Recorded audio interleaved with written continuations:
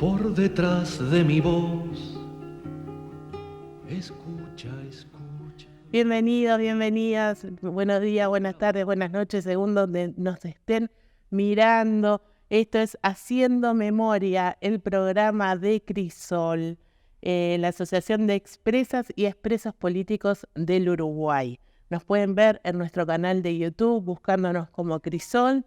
Les aparece Haciendo Memoria una lista de los videos que ya hemos editado y ya hemos subido. Y les pedimos que se suscriban, porque si se suscriban armamos más comunidad y les llegamos a mucha más gente.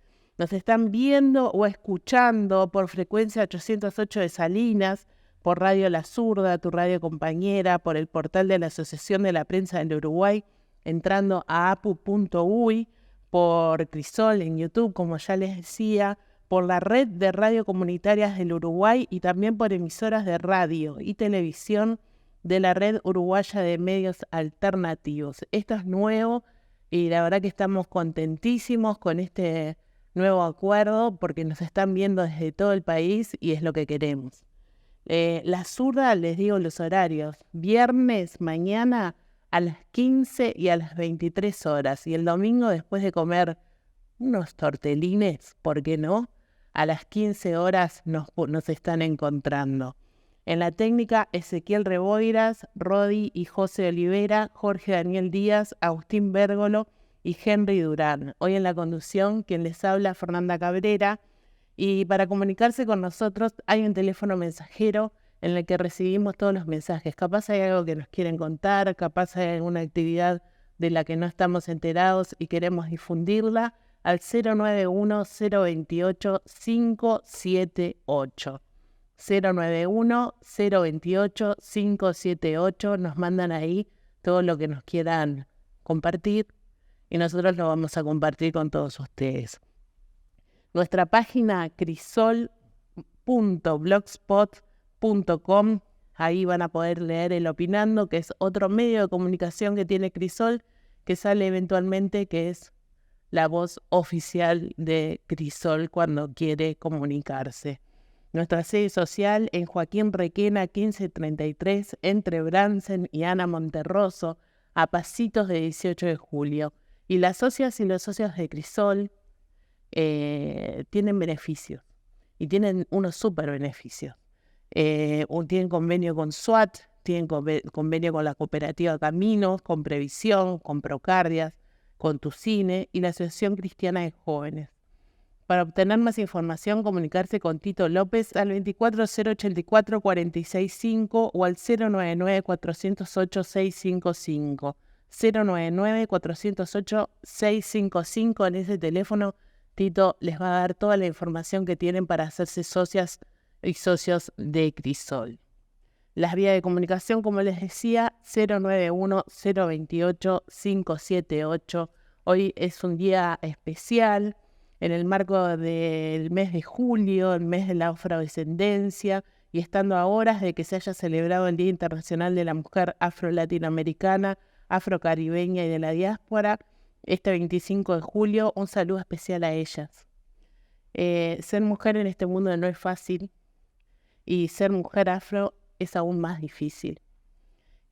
Saludo también a todas quienes militan por el cambio, por un país con equidad, sin racismo, multicultural y sin exclusiones.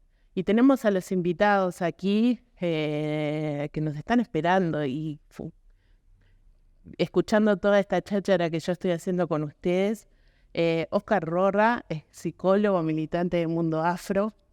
Sergio Ortuño es realizador audiovisual, tiene una cosa muy linda para contarnos, militante de triangulación cultural. Y una pregunta que yo tengo hace días con triangulación cultural, quienes a través del arte, con su ojo puesto en la cultura, denuncian y mantienen la memoria de la comunidad afro-uruguaya. Hoy en día tienen las gateras un documental, Víctimas de la Verdad, también con K, Racismo, Resiliencia y Dictadura. Buenas tardes. Buenas tardes. Buenos días y buenas noches. ¿Por qué la K, Sergio? La K es sinónimo de África, principio. África del latín, sí, frío, y nos pareció, y en particular a los que estamos trabajando en esto, que eliminar la C sería como, bueno, resignificar o empezar por algo no nuevo, pero problemático, si se quiere, a la hora de, bueno, de causar la pregunta que me estás haciendo vos a mí. Fueron por el lado de la cultura. Fueron por el lado del audiovisual también, fueron por el lado de la música, con triangulación cultural, están con el ojo puesto ahí. ¿Cómo es esto? Bien.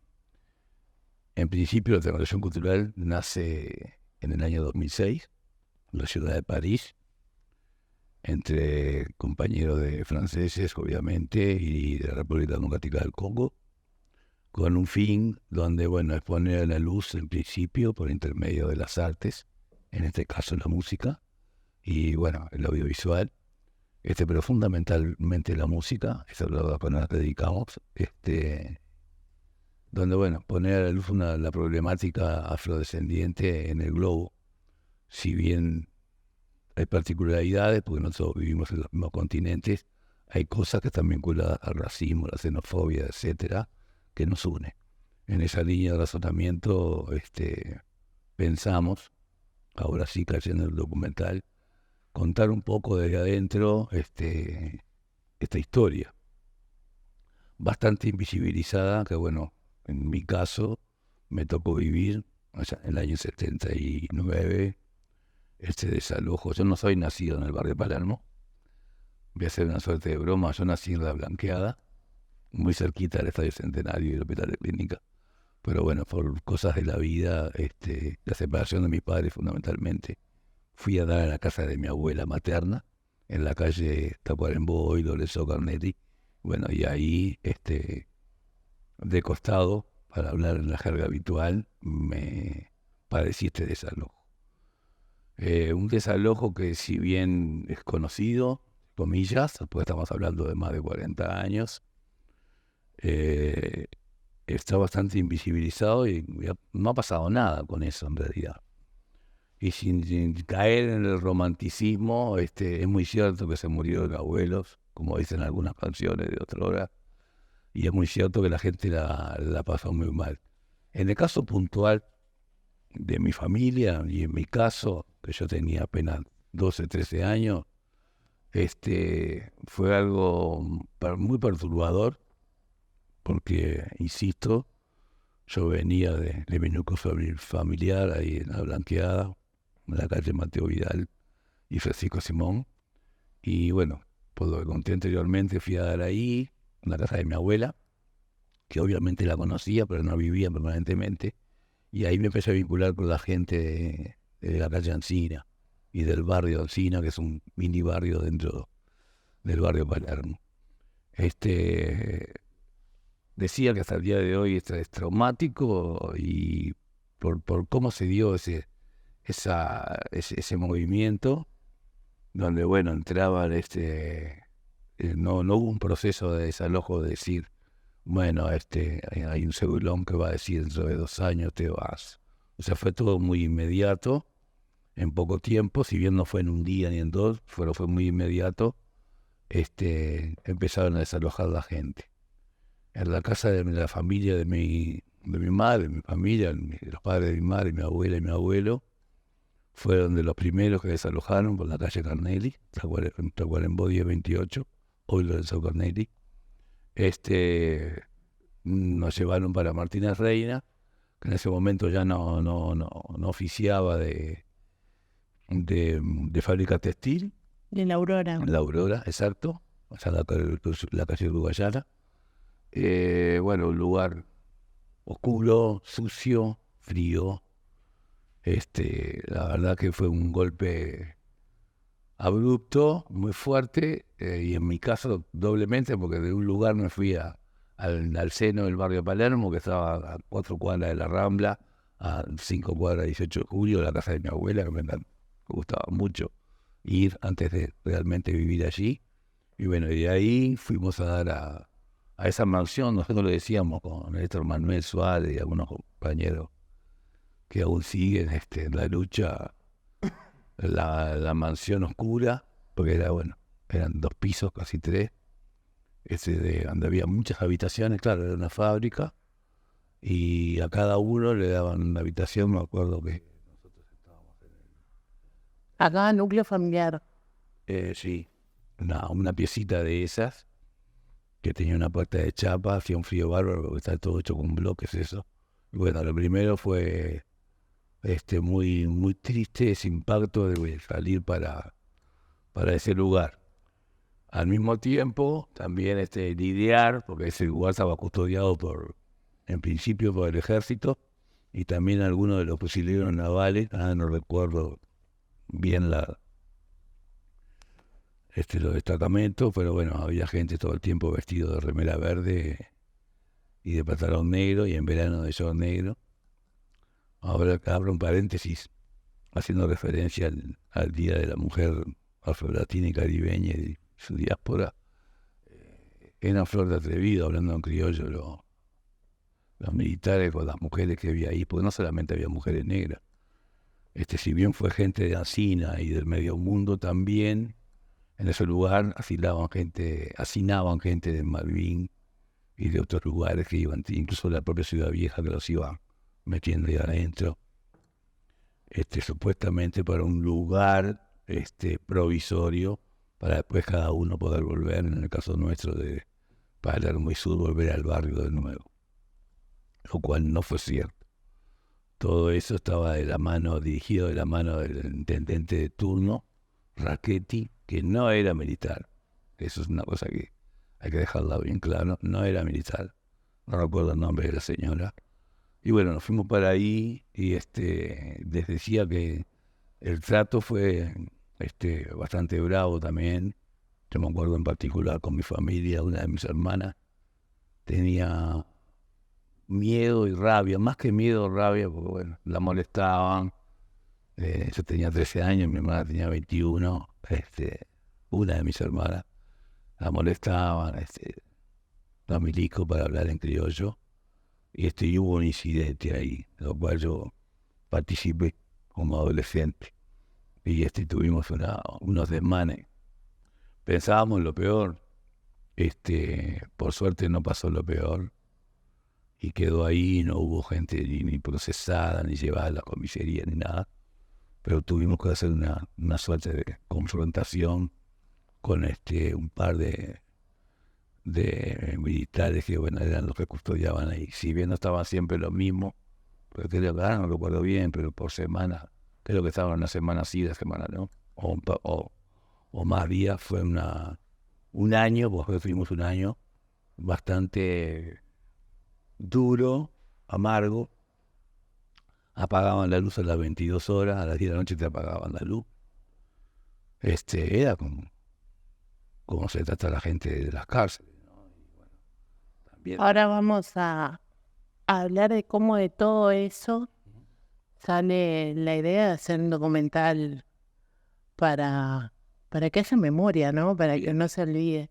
Vamos a presentar también a Oscar Rorra, psicólogo, que milita en Mundo Afro, que empezó a militar digo psicólogo porque además tu militancia en Mundo Afro y en lo que es antirracismo comenzó con la psicología, ¿no? Sí, en verdad sí, yo era estudiante de psicología, era más o menos 25 años, y un compañero que también estudiaba psicología, que era de Mundo Afro, me invitó a militar a partir de la necesidad de empezar a trabajar el tema desde un punto de vista más con profesionales. Éramos muy poquitos estudiantes en psicología, y bueno, se nos reconocíamos cuando estamos en ámbitos nuevos o que nos esperan que estemos, es más fácil reconocernos. Entonces sí, mi militancia empezó como estudiante de psicología. Fernando, antes que nada también, como dijo Sergio, es celebrar el Día de las Mujeres Afrolatinas, Afrocaribeñas y la diáspora. Esto es sumamente importante para la comunidad afrodescendiente, ya que las mujeres indiscutiblemente han sido el sostén de resistencia de nuestra comunidad y colectivo, acá y en el mundo entero. Eso también es sumamente importante celebrarlo. Y escuchaba a Sergio también, y bueno, con la iniciativa de Sergio y de otras personas más, darle color a lo que pasaba en la dictadura es sumamente importante. Porque cuando volvimos de la democracia, nuestro tema, como otros temas, fueron invisibilizados. Y lo que ocurrió con la población afrodescendiente, los desplazamientos forzados, fue único en el Uruguay. Exacto. Cuando Sergio hablaba de que no podían salir y que estaban en la cárcel, esto era un gueto. Cuando hablamos del gueto de Varsovia, también tenemos que hablar del gueto afrodescendiente en la dictadura. Y bueno, y a partir, digamos, del impulso de la colectividad afrodescendiente, empezamos a dar luz y visibilidad a un hecho que en la memoria oficial no aparece. Exacto. Entonces, darle contenido a una memoria que también nos niega en que nosotros sufrimos el tema de discriminación racial en la época de la dictadura es sumamente importante. Claro que sí, y por eso lo tenemos presente en Crisol y en Haciendo Memoria, por eso mismo, porque hay que hacer memoria y hay que traer esas cosas que no se sabían, como el tema de las mujeres. Hasta hace un tiempo las mujeres habían sido casi olvidadas, las expresas, y bueno, a los temas hay que moverlos y traerlos a la palestra, como quien dice, para que la gente sepa, que sepa lo que pasaba y que no fue solo lo que se veía y lo que te están contando. Estábamos hablando de Mundo Afro, es una asociación histórica del movimiento social afro-uruguayo, allá fundada a fines de los 80, y hay una cosa que me parece muy importante de lo que estuve leyendo, que Mundo Afro logró por primera vez desde 1852, o sea, no me estoy equivocando, 1852, que se recolectara información racial en los censos de hogares que se hace desde el 96 hasta ahora. ¿Cómo que no se sabía cuál era? No importaba, no se sabía, no. Bien, la primera cifra que vos diste sí importaba porque era la cantidad de personas esclavizadas que venían. Luego de la abolición de la esclavitud, fehacientemente ya no importó, digamos, cuántas personas afrodescendientes había. Esto tiene que ver con el concepto cultural hegemónico, homogéneo, que todos somos iguales y que continúa hasta la fecha. Mundo Afro, sí, a partir de la iniciativa Mundo Afro junto con la Facultad de Ciencias Sociales, empezó a exigirle al Estado, a partir de la encuesta continua de hogares, cuántas personas afrodescendientes había en Uruguay.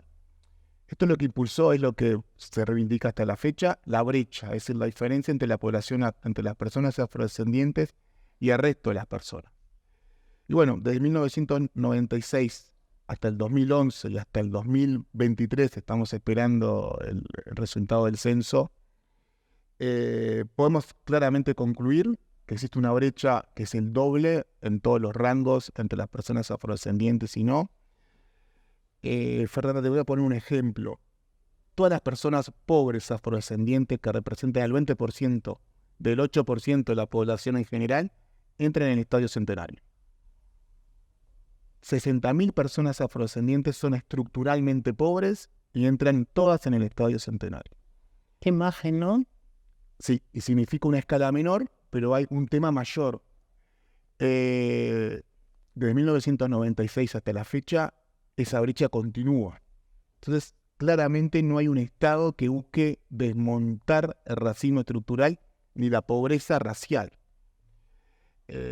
Muchas veces hemos intentado discutir, o hemos discutido, perdón, con autoridades y nos dijeron que 60.000 personas es mucho a nivel de gasto público.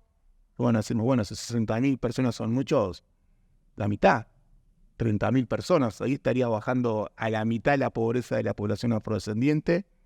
También consideran que es mucho. Le decimos, bueno, la mitad, que serían 15.000 personas, y también el gasto público en el Estado para luchar contra la discriminación racial es nulo. ¿Por qué? Porque todas las políticas públicas universales que apuntan a la pobreza en general deberían apuntar el doble a la pobreza de la población afrodescendiente. Nulo. Nulo. Seguimos con la brecha, seguimos la diferencia. Todas las políticas públicas, voy a poner un ejemplo. Si el Estado pone un pan para atacar la pobreza general, debe poner 2 para la población afrodescendiente, pero no, sigue poniendo 1 para ambos casos. La pobreza afrodescendiente continúa de la abolición de la esclavitud hasta la fecha, según los datos de la encuesta continua de hogares y del censo 2011.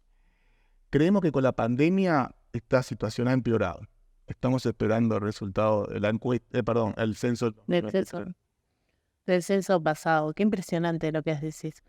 Desde su creación, Mundo Afro ha logrado promover y articular políticas de inclusión y su correspondiente reparación. ¿De qué hablamos cuando hablamos de reparación? Bien, reparaciones es un término internacional que apunta básicamente a los estados luego de que cometen algún daño a un colectivo o personas, debe reparar.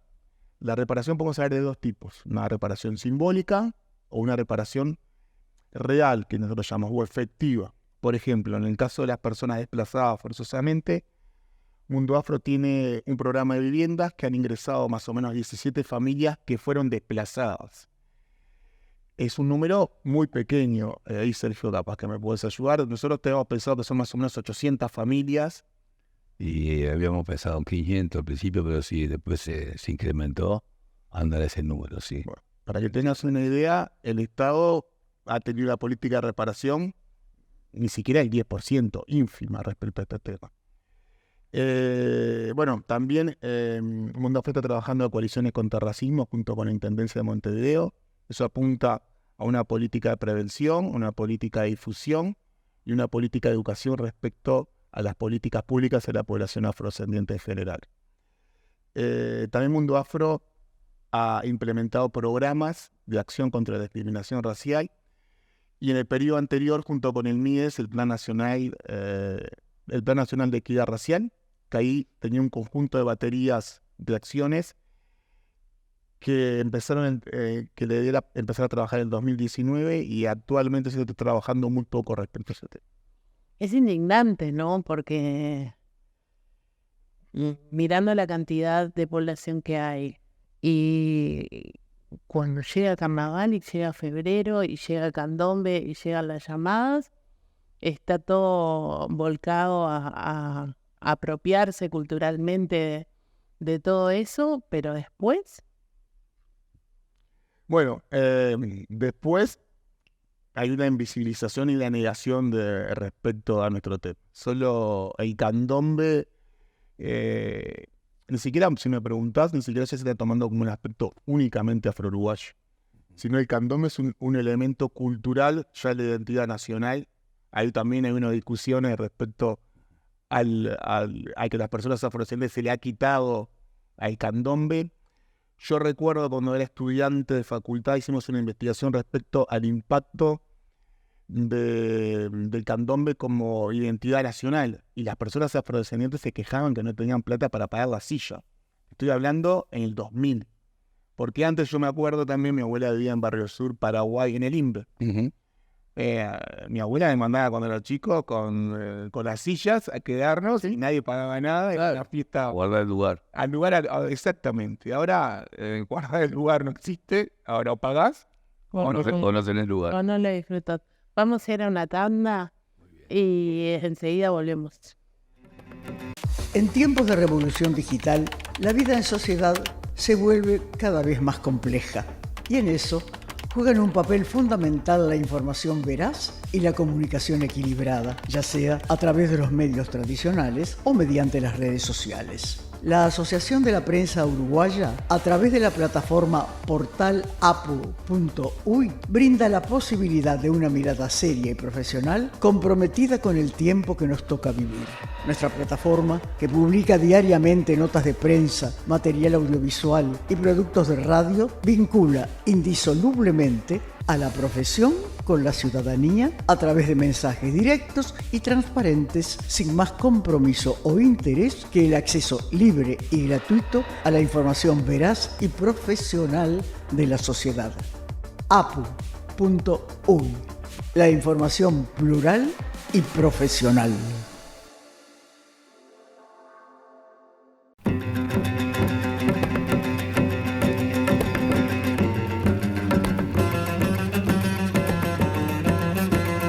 Seguimos en Haciendo Memoria, el programa de Crisol de la Asociación de Expresas y Expresos Políticos del Uruguay. Seguimos con Oscar Rorra, seguimos con Sergio Ortuño. Sergio, desde la agrupación Triangulación Cultural, están haciendo este documental que ya está casi terminado. Víctimas de la verdad, racismo, resiliencia y dictadura. ¿Qué es lo que le falta? Lo hablamos tras bambalinas. Tenemos 3 años de rodaje, un poquito más ya de 200 y pocos minutos. La finalización, o sea, el producto terminado va a durar 85. Hacía el comentario, compañero Oscar, que tenemos como la película 1 y hasta la 2 si queremos. Pero bueno, justamente por no llegar por un tema exclusivamente de recursos, más allá de los llamados que ya nos hemos presentado, estipulamos que la vamos a terminar este año.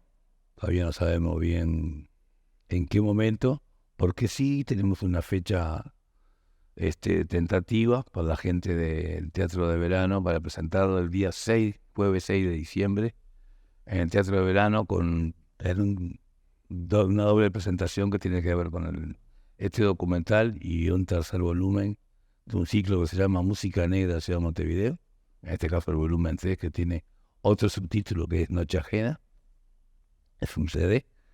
Pero volviendo al tema del documental, tenemos casi 4 años de rodaje aquí y también en Buenos Aires, con algunos compañeros que ya no viven acá, justamente por ese desalojo forzoso que de alguna manera, como le decíamos anteriormente, fue y sigue siendo traumático. Hay mucha gente, bueno, hoy las estadísticas que acaba de dar no vi el nombre. Oscar, digo, de Oscar, sí, es alarmante, pero continúa.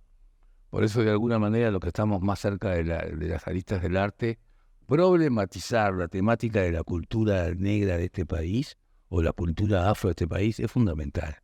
¿Por qué? Porque va de la mano con las estadísticas mencionadas anteriormente. En esa línea, el romanticismo que nos puede unir y que nos convoca con la temática del candombe exclusivamente, es una cosa que, bueno, está relegada casi permanentemente, o mejor dicho, relegada permanentemente, que eso le hace a gran parte de lo que tiene que ver con la cultura, pero también con la alineación individual de cada uno de los individuos. Y en ese sentido, la comunidad y el colectivo ha sabido pararse firme, pero bueno, tomo las palabras de Oscar, el Estado, como el Estado, ha sido nulo, y lo repito con vehemencia, ha sido realmente nulo, más allá de las políticas públicas que, bueno, existen o van a seguir existiendo, justamente de cómo recibe la comunidad todo eso, y bueno, es una manera muy escasa y de poca visibilidad, como decía anteriormente Oscar. Tengo un nombre, tengo a Pablo en la cabeza. Sí, está bien. Muchas familias Pablo. Claro, pero sí, vos sos Oscar. Y bueno, en ese sentido queremos, y antes de que me olvide, porque si no me va a matar, con mi compañero Juan Sebastián Platero, que es el que se encarga de toda la parte técnica de este rodaje, que ha sido ardua, ha sido a pulmón, ¿verdad? Con dinero nuestros y dinero de la gente que nos funda, porque tampoco somos solos, eso también es bueno destacarlo.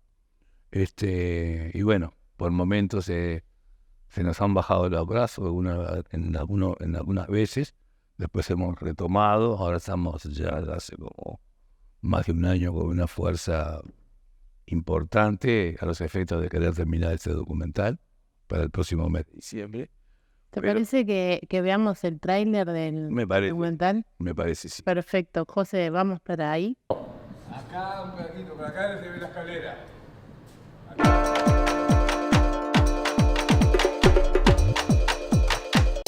Yo estoy grabando, sin apuro.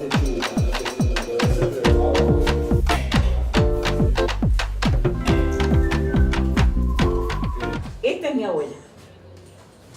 Esa es mi nieta de la hija del hijo que se me fue para Estados Unidos. Y esta era mi hija que se mató.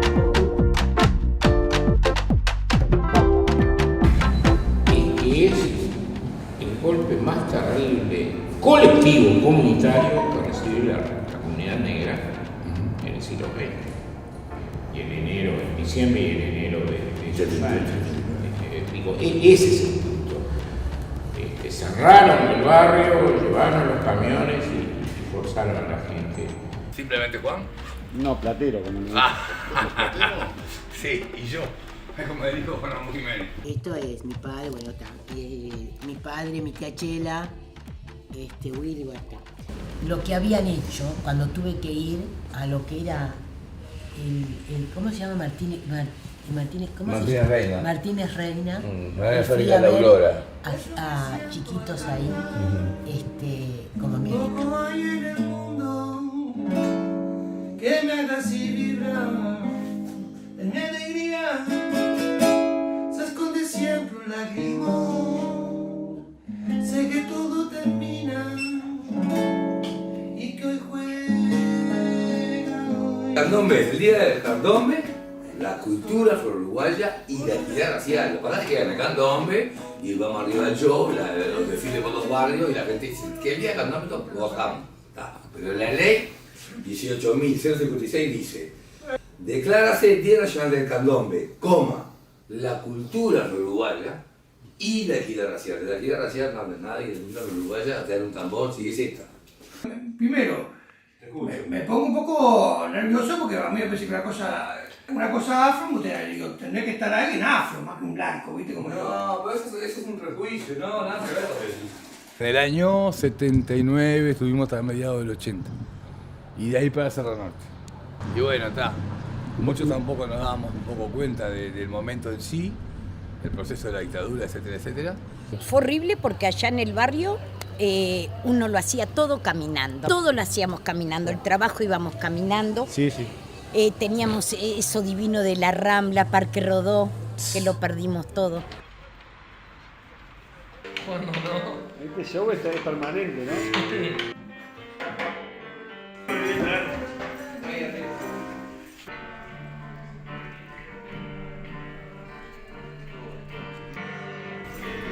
A las 8 de la noche con él. Y arranca que hay una conversa antes. La tecnología cultural, nosotros tenemos 3 cosas distintas en el mismo día.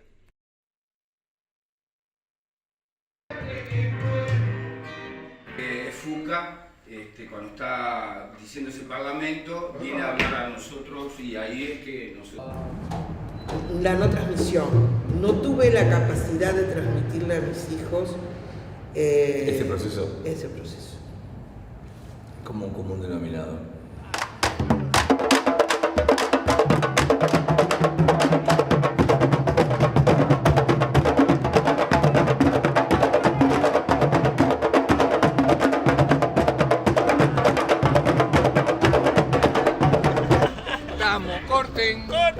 Cuando la verdad es asumida por la sociedad como tal, cuando esa verdad es repetida por autoridades, académicos, políticos, en pueblo en general o en los espacios de toma de decisiones, toma la característica de ser casi irrevocable.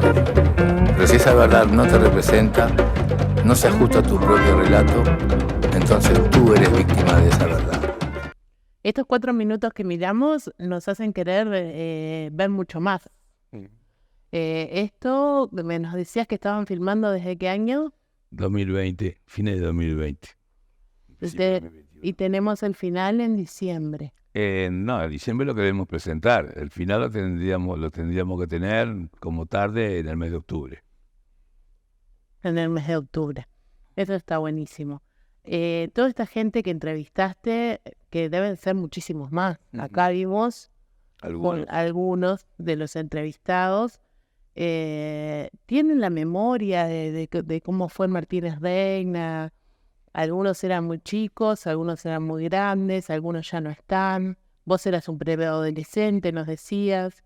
Sí, no, justamente los encuestados son gente que padeció este periplo, por llamarlo de alguna manera, y otros que no lo padecieron, pero sí son contemporáneos con el hecho. ¿Tá? Por eso, bueno, vimos algunas personas reconocidas, como puede ser Romero Rodríguez, Alicia Esquivel, entre otros, Beatriz Ramírez, entre otros que no la vimos en este trailer.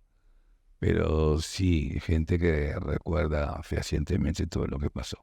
Yo vendría a ser uno de los más jóvenes, entre comillas, de todo ese... Pero tenés el recuerdo intacto. Intacto. Sí, yo y mis hermanas, porque tengo mis hermanas que son mayores que yo, que están vivas, mi madre y mi padre. ¿Cuánto tiempo llegaron a vivir en esa piecita del Martínez Reina, tu Y familia? nosotros, por lo menos un año, y en ese lugar en particular fuimos mi hermana, su esposo y sus 2 hijos. Eran 4, mi madre, mi otra hermana y yo. Así que en total éramos 7 personas.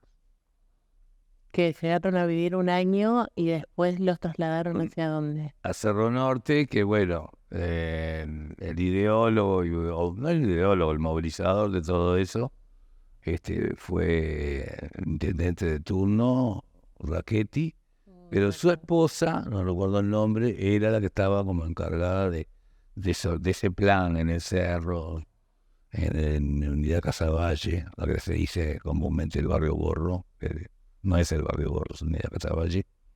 Y había una suerte, se construía una suerte de palomares, decían palomares de vivienda, porque en la respiración que tenían las cocinas y los baños eran todos cuadraditos, son viviendas de bloque, no de ladrillo, muy fría, muy húmeda.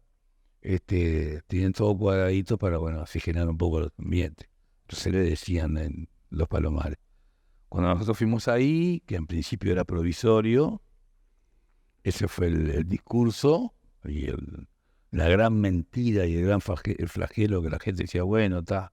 Porque el motivo del desalojo era que decían que esas viviendas, ¿tá? Porque también vale decirlo, el barrio Reus al sur o el barrio Ancina no era un conventillo. Eso es parte también del romanticismo que tiene el Uruguay. Bueno, los negros viven en los conventillos. No, el conventillo es un lugar que se entra por la misma puerta, que se comparten los baños. ¿Tá? Por ejemplo, el Medio Mundo, por ejemplo, el conventillo de la calle Gaboto, denominado conventillo del Cordón. En el barrio Ancina eran 2 manzanas, delimitadas por la calle, hoy Lorenzo Carnelli, la calle Minas, una calle central de una cuadra sola, la calle Ancina, Isla de Flores y San Salvador. Esas 2 manzanas es el barrio Reus al sur, comúnmente conocido como el barrio Ancina. Nunca fue un conventillo, que eso también de alguna manera le hace a la simplificación de las cosas. Bueno, sí, los negros son del conventillo y los negros son así, los negros son así. Una cosa que el Uruguay de manera subyacente, si se quiere, o solapada, mantiene. En esa línea, bueno, justamente, este documental intenta no solamente poner a la luz eso, sino,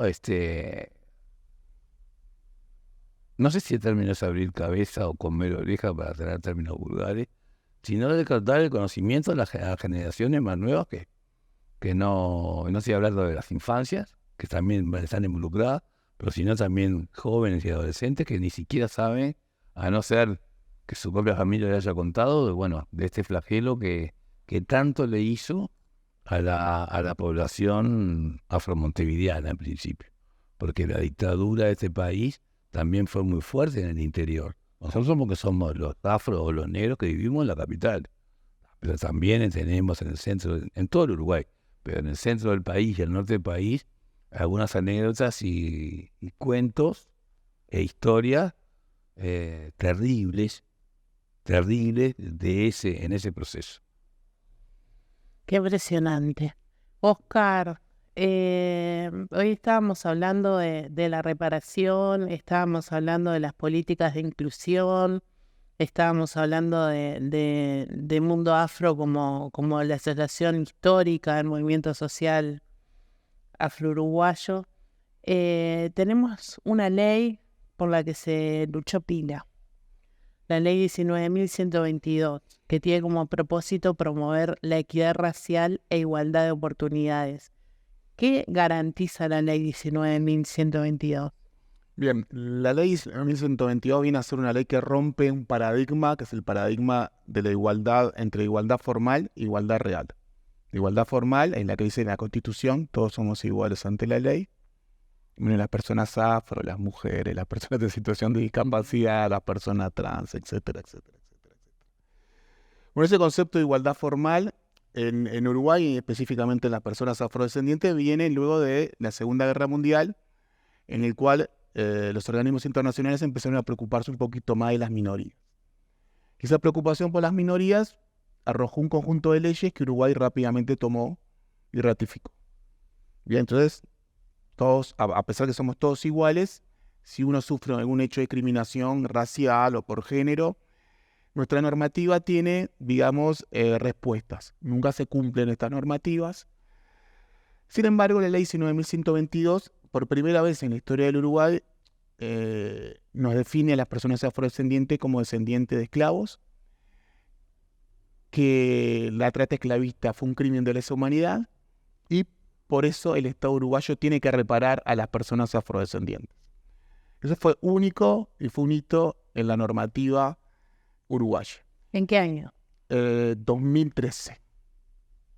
Bien. Más de 10 años. Más de 10 años. El 23 de julio la Institución Nacional de Derechos Humanos presentó 2 informes respecto a la ley, una junto con la Oficina Nacional de Servicio Civil y otro hizo una encuesta a 207 personas y 36 organizaciones sociales respecto a la percepción que tenían las personas afrodescendientes respecto al cumplimiento de la ley. En el primer informe arroja que en estos 10 años ingresaron por la ley 3.000 personas. Sin embargo, quedaron afuera 13.000 personas afrodescendientes. ¿Que se anotaron en los concursos? No, que el Estado hizo solamente el 50% de los llamados. Que era obligatorio, el Estado no hace los llamados, en muchos casos. ¿Bien? Entonces, si no hace los llamados, las personas afrodescendientes no se pueden presentar. Es decir, no ingresaron 13.000 personas. Para que tengas una idea, 13.000 personas es el total de las personas afrodescendientes que viven en Montevideo. Sí. Para que tengas idea, si se hubieran cumplido con la ley, hubiéramos sacado a personas que no son formales del trabajo, es decir, la informalidad. Si se hubiera cumplido con la ley, hubiéramos sacado 13.000 personas afrodescendientes, lo hubiéramos ingresado al sistema integrado de salud. Si se hubiera cumplido con esa ley, tendríamos 13.000 personas sindicalizadas y así podemos continuar. ¿Sabes cuánto es el costo del cumplimiento de la ley 19.122 para el Estado? 0. ¿Viniste con unos números, Oscar? Sí, me vine preparado. ¿Por qué 0? Porque en realidad los llamados se siguen haciendo. Lo único que tiene que hacer el Estado es separar o cumplir con el cupo. Es una política pública que no sale nada para el Estado uruguayo. Vas a decir, bueno, ¿por qué no lo cumple el Estado uruguayo? Lo que volvimos a hablar en el bloque anterior. Tiene que ver con el racismo estructural y sistémico. Hemos tenido discusiones con muchas personas que no cumplen, sobre todo con personas de autoridades nacionales y departamentales respecto al por qué no lo cumplen. Porque ellos creen que no es necesario cumplir con la cuota. Ellos creen que somos todos iguales ante la ley. Te voy a dar otro dato, peor. En Uruguay hay 4 acciones afirmativas para 4 colectivos. Discapacidad, personas trans, afro. En el 2022 se aprobó una para personas que hayan sufrido delitos violentos. Bien, así que el Estado, teóricamente y conceptualmente, las acciones afirmativas, si se cumplen, tiene un resultado rapidísimo. Que una persona salga de la informalidad y trabaje es un impacto tremendo para la persona. Además, también el trabajo público te da cierta seguridad, puedes seguir estudiando, etcétera, etcétera. Entonces nos encontramos con esa dicotomía, ¿no? Igualdad formal, pocas políticas para la igualdad real y el resultado es un resultado realmente desastroso para la comunidad afrodescendiente. Y cuando tenemos en la mano la llave, por ejemplo, la ley 19.122, no la utilizamos como debe ser. Si lo hubiéramos utilizado, del total de la población afrodescendiente, que es el 8%, hubiera impactado al 5% de ese 8%. Si hubiera cumplido, en 40 años probablemente podemos haber trabajado y luchado contra la pobreza estructural en el Uruguay. Son datos impresionantes los que nos da Oscar. Mi segunda pregunta era si se cumple y estuvo mucho más que respondida. Es impresionante, los datos que nos das son impresionantes. La verdad que me dejan sin palabras. Perdona, también otro dato del otro informe. Las personas afrodescendientes perciben claramente que la ley no se cumple, y si vos percibís que la ley no se cumple, no exigís tus derechos. Eso también es sumamente importante. Hay una rueda, digamos, psicológica respecto a decir, bueno, si hay una ley y el Estado no la cumple, claramente los ciudadanos y las ciudadanas, las personas afrodescendientes estamos peor que antes, porque antes no había ley, entonces no podemos exigirla, y cuando hay ley y no se cumple, ¿a quién le exigimos si el Estado no cumple? Esto claramente tiene que ver con un cuestionamiento del Estado de Derecho respecto al tema afrodescendiente. Total. Algo que les haya quedado por decir y quieran decir es el momento ahora. No me hagan este silencio, por favor, se los pido. No, tal vez eso que está en el marco de la ley, el Estado es nulo, y esto último que traía Oscar, ¿dónde vamos? ¿A dónde nos quejamos? ¿Qué hacemos? Bueno, sin tener ningún tipo de apología ni a la violencia ni a los exabruptos, y quedan pocos caminos. Me voy a sonreír porque los que me conocen saben que yo soy medio pícaro. Y bueno, justamente ya no pensando tanto en nosotros o nuestros anteriores, pensando en las infancias y bueno, las adolescencias, qué camino queda, ¿tá? Siempre apartándose del romanticismo de que bueno, todos somos iguales, el candombe, no sé cuánto, todo ese discurso en el buen sentido barato. Quedan pocas cosas por hacer. En algunos momentos nosotros justamente, no solamente con los datos, sino con las leyes que existen que no se cumplen, como bien acaba de decir Oscar, hemos pensado generar movimiento, movilizaciones, emulando a otras comunidades. Nosotros no somos inventores de nada, por supuesto, pero que en otros lugares donde la población afro es mucho mayor que la del Uruguay, ha tenido impacto y ha tenido sus dividendos. Es muy fácil también, Oscar lo debe desarrollar mejor que yo, había un esclavista que decía, mientras tengas esclavos de diferente color de pelo, diferente color de ojos, vas a tener esclavos para siempre. Eso de alguna manera dice que fácil es dividirnos, ¿ah? Más allá que también hay en el aire una cosa que se dice, bueno, pero ustedes también tienen la culpa, la responsabilidad, porque ustedes están todos peleados entre ustedes no se unen. Bueno, de alguna manera las víctimas terminamos siendo como culpables de haber sido víctimas. Entonces en esa línea de razonamiento, algunas movilizaciones hay que hacer. Por ejemplo, no hay nada que celebrar en el Día Nacional del Candombe, la cultura uruguaya y la vida racial, más allá que fuimos y somos partícipes de esa idea intelectual. En el año 2006, justamente, Día del Candombe, la cultura uruguaya, que no es la misma cosa, ¿tá? Y la equidad racial, que es un tema bastante dejado atrás. Insistimos de que, bueno, va a haber que tomar, en el buen sentido, determinaciones donde la movilización y la participación, no solamente de los negros, porque el tema del racismo y todo no es un problema de los negros, no, es un problema que tienen las sociedades y entre ellas la nuestra. Absolutamente. Si no sería muy fácil decir, bueno, acá tienen la ley, resuélvanlo ustedes, ya está ya está todo claro, bueno, eso no es cierto. Problematizar todo este tema. Nos quedan segundos, Oscar. No, también estoy de acuerdo totalmente con Sergio. El problema de la discriminación racial es el problema del 92% de la población uruguaya, no del 8%. Si nosotros continuamos con una sociedad racista que excluye a las minorías, claramente la democracia está en jaque. Y nunca hablamos de que la democracia está en jaque por discriminar a las personas afrodescendientes. Muy bien. Y es necesario empezar a hablar de eso. Nosotros no tenemos una democracia real, sustantiva, si seguimos discriminando a las personas afrodescendientes. Bueno, en Crisol tienen la ventana y la puerta abierta siempre acá para estar, para difundir y para hablar de lo que sea. Muchísimas gracias, Oscar Roda, muchísimas gracias, Sergio Ortuño, por venir. Y nos estamos despidiendo hasta la próxima semana con Haciendo Memoria, el programa de Crisol, de la Asociación de Expresas y Expresos Políticos del Uruguay. Y como decimos siempre, por verdad, memoria, justicia, nunca más terrorismo de Estado. Crisol está más que nunca en lucha para que los más infelices sean los más privilegiados.